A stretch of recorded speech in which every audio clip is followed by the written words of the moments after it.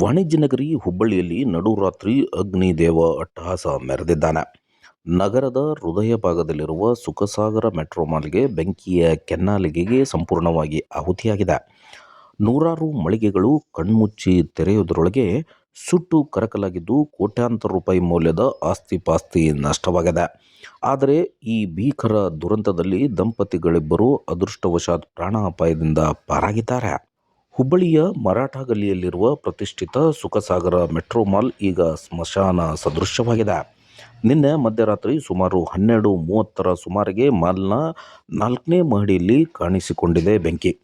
ನೋಡುತ್ತಿದ್ದಂತೆ ಇಡೀ ಮಾಲನ್ನು ಆವರಿಸಿಕೊಂಡಿದೆ. ಪ್ರಾಥಮಿಕ ಮಾಹಿತಿಯ ಪ್ರಕಾರ ವಿದ್ಯುತ್ ಶಾರ್ಟ್ ಸರ್ಕ್ಯೂಟ್ನಿಂದ ಬೆಂಕಿ ಹೊತ್ತಿಕೊಂಡಿದ್ದು, ಕ್ಷಣಾರ್ಧದಲ್ಲಿ 4 ಅಂತಸ್ತಿನ ಕಟ್ಟಡಕ್ಕೆ ವ್ಯಾಪಿಸಿದೆ.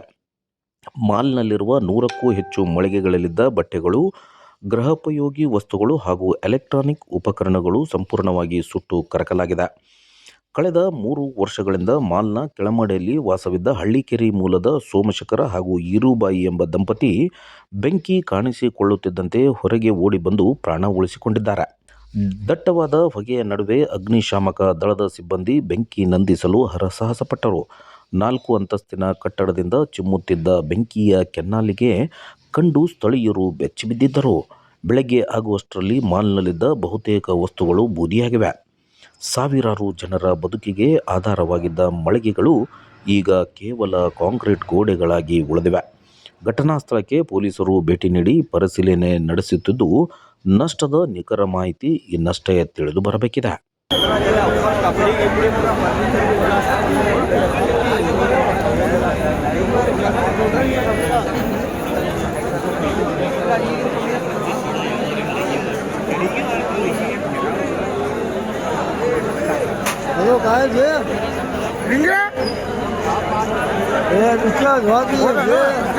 ಹೋದಣ್ಣ ಇಲ್ಲ ಇಲ್ಲ ಅಣ್ಣ ಭಾಳ ಡೇಂಜರ್ ಆತೈತೆ ಅಣ್ಣ. ಬೆಂಕಿ ಕಮ್ಮಿ ಆತಣ್ಣ, ಆಗಲಿಗಿಂತ ಕಮ್ಮಿ ಆಯ್ತು. ಪಾಪ ಅವ್ರು ಫೈರ್ ಇಂಜಿನ್ದವ್ರು ಬಂದು ಅಷ್ಟೇ ಹರಿಸಿದ್ರೆ ಕಮ್ಮಿ ಆಯ್ತು.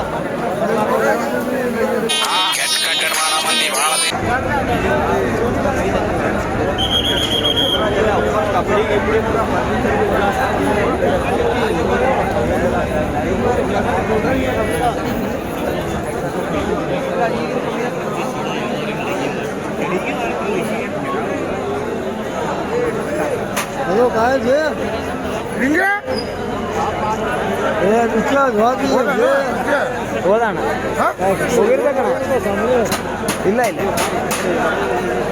ಅಣ್ಣ ಭಾಳ ಡೇಂಜರ್ ಆತೈತೆ ಅಣ್ಣ. ಬೆಂಕಿ ಕಮ್ಮಿ ಆತಣ್ಣ, ಆಗಲಿಗಿಂತ ಕಮ್ಮಿ ಆಯ್ತು. ಪಾಪ ಅವ್ರು ಫೈರ್ ಇಂಜಿನ್ದವ್ರು ಬಂದು ಅಷ್ಟೇ ಹರಿಸಿದ್ರೆ ಕಮ್ಮಿ ಆಯ್ತು.